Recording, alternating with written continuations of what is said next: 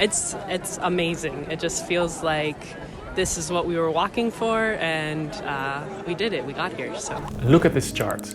It shows the amount of pilgrims arriving in Santiago de Compostela, a holy destination in the northwest of Spain. From just 690 registered visitors in 1985, it went up to almost 350,000 in 2019. Those peaks are holy years. If you make the trek to Santiago in a holy year, your sins are forgiven. Why do so many people walk this route all of a sudden? For the adventure of it. To clear my mind. Time with yourself and your soul, and everything slows down. Camino called me, so I have to do it. Stay here is magnifico. The revival of Compostela fits in a worldwide surge of pilgrim journeys. The story of Santiago can help us understand pilgrimage in the past and the present, how it changed from something religious to appealing to non-religious people as well. How did this age-old practice evolve? How did we get here?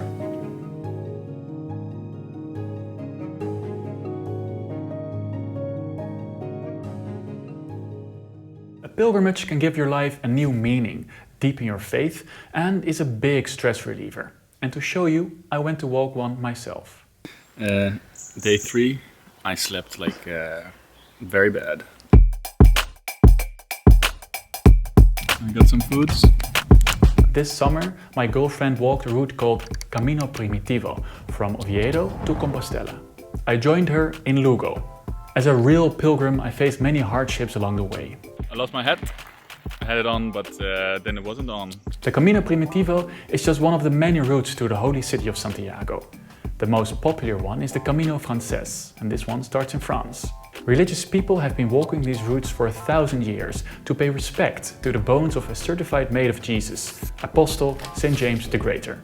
But we shouldn't see Compostela and its rival as something purely religious. The journey also has a lot of meaning in a more secular age. And I think that religious and secular pilgrims have a lot in common. But more on that later. So, what is a pilgrim? You probably have an idea of a person in a brown coat with a stick or something. But pilgrimage is something seen across all cultures and ages. From the Muslim Hajj to Mecca, the Japanese epic 1,200-kilometer Shikoku, or the 200 million Hindu Mahakumbh Mela, which has been described as the biggest pilgrim gathering in the world. A pilgrimage is a journey, most of the time a physical one, that in some way transforms the person.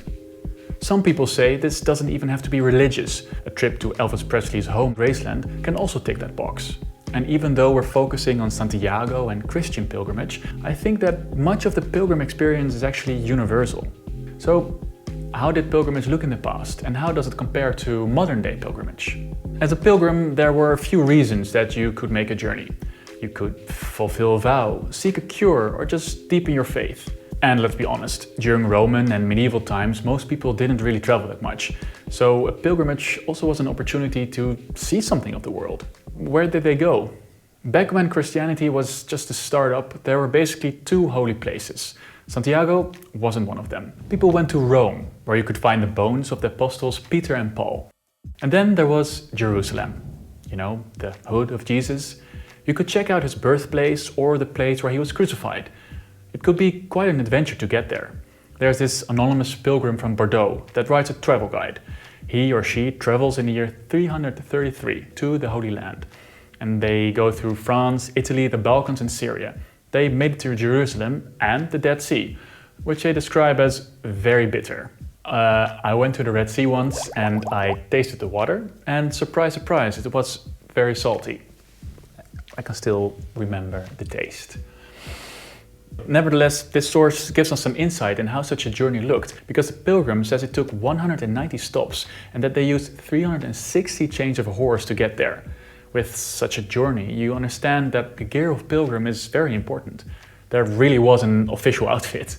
It included a brimmed hat, a good bag, strong shoes, a cloth and a staff.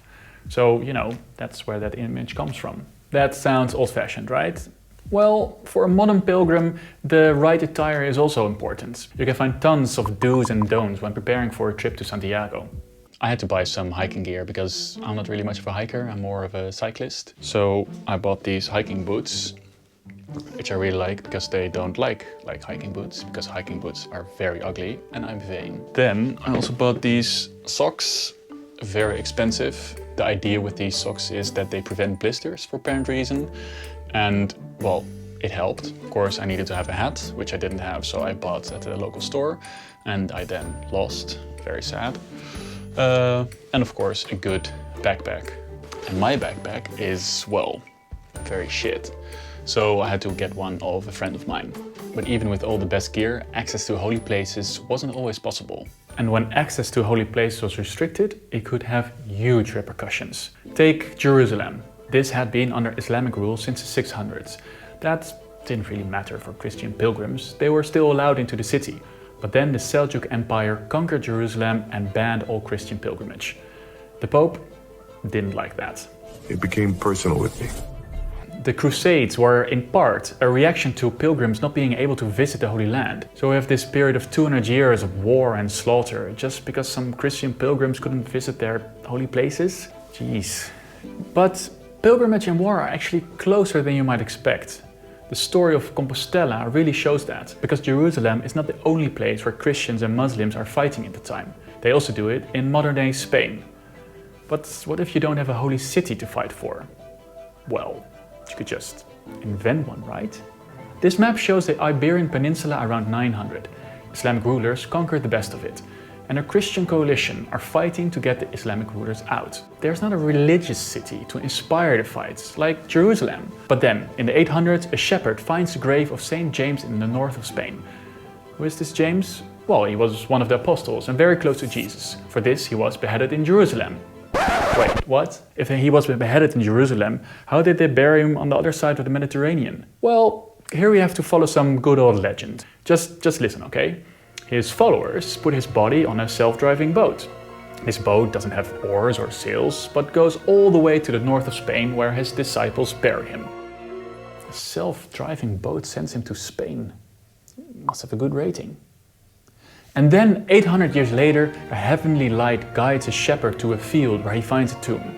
This is why the city is called Compostela, for field and stars. The local bishop then identifies the remains as being of St. James. That bishop must have seen a lot of bones. Tissue depth of the cheekbones and along the jawline looks a little deep to me. The local king is warned and he rushes from Oviedo to the grave. And that's why the oldest route to Santiago is called the Camino Primitivo. From then on, this place becomes a destination for pilgrims.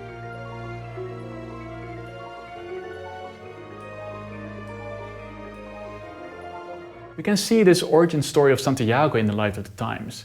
As I said, the fight in what would become Spain was marketed as Christendom versus Islam. So having a saint there at the edges of the Christian empire really helps to support the faith. It gives the soldiers something to fight for. This also explained the change of St. James sometimes later. He is depicted as the Matamoros, the Moor slayer. From disciple to Jesus, they turned him into some kind of warrior priest. He becomes an icon for this fight. The rise of Santiago happened during a golden age for medieval pilgrimage, the 11th and 12th century. At its peak, 500,000 people made the trip to Santiago each year.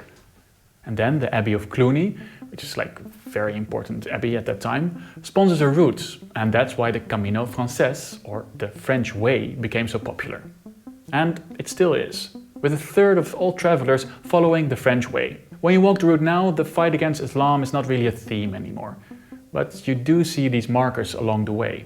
They show where you have to go. They have scallop shells or St. James shells on them. So everyone is going to Santiago. It's super popular. But then it goes out of vogue. It's not popular anymore. What happened to the place? A few things. First, the Black Death hits Europe in the 1300s and wipes out a third of the populace. The survivors have better things to do than to go on a trip. Then Luther comes along. His Protestant Reformation preaches a direct connection with God and God alone. You shouldn't go around visiting shrines for saints. Luther also thinks people should spend their time and money with friends and the poor. Going on a trip doesn't really fit that. There's this Spanish churchman that complains that since the damn doctrines of Luther arose, the number of pilgrims has fallen off. It gets worse for Santiago with the Enlightenment. And the scientific revolution makes the idea of a spiritual experience gained by looking at dusty ruins and relics seem like a silly idea. The way of St. James is neglected and almost forgotten.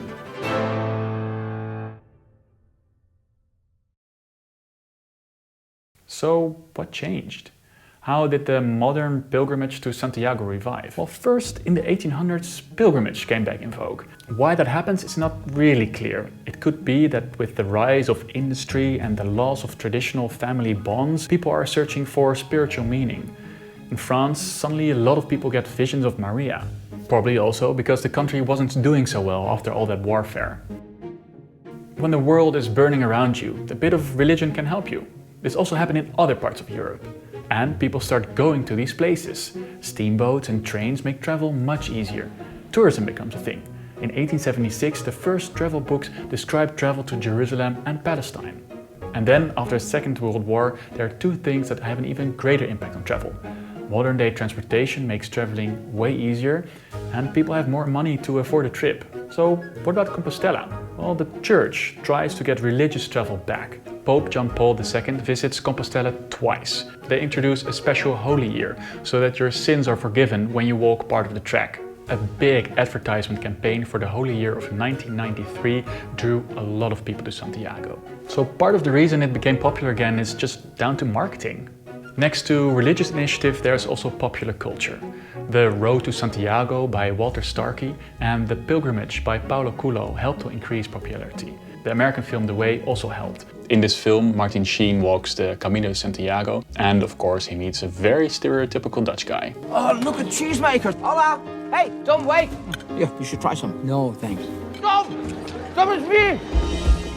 How much of the modern popularity is caused by religion? People go to church less and less, but that doesn't mean people are less spiritual. With the loss of a communal spiritual experience, people are searching for individual ways of experiencing transformation and meaning. That's what the people on the track also experience. To experience this intense pilgrimage with the sacrifice and the suffering, and also the end, like getting to our goal experience. Well, I think it's a personal experience. You don't always find what you want to find, but you find what you need to find. I think every pilgrim finds an answer. And for me, there's also a more down-to-earth reason. Walking the way each day gave me a purpose. Getting up at 6 a.m. and walking gave me a rhythm. It helped me clear my mind and stay away from the cycle of constantly checking my phone. This is something I'm trapped in during my normal days.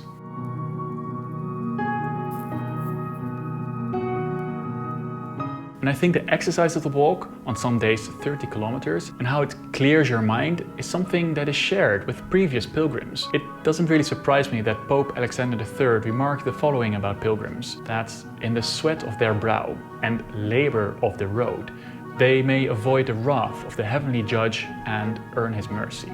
Studies have shown that walking, the labor on the road, can be very beneficial to mental health. In that sense, it's a sort of self-therapy. A sentiment that is shared by some of the pilgrims we encountered.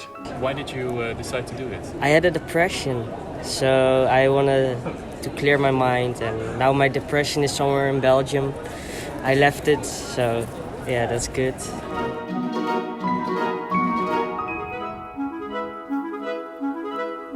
You can also find this in places like the Shikoku pilgrimage. Pilgrims are more interested in personal development than living the purely Buddhist faith. And so, the age-old practice of a pilgrimage is very suited to help us make sense of our place in modern times. Maybe it's also something for you. And even if you don't have the money or the physical fitness to do a pilgrimage, you can do an online one. Visiting Fatima in Portugal for a virtual tour, for instance. The problem with things on the internet is that not everything is available all of the time. And that's why I'm very happy to talk to you about NordVPN. A VPN can help you with a lot of things. It can make your internet more secure, make it faster, and for me, the biggest thing is that you can watch all of the series everywhere.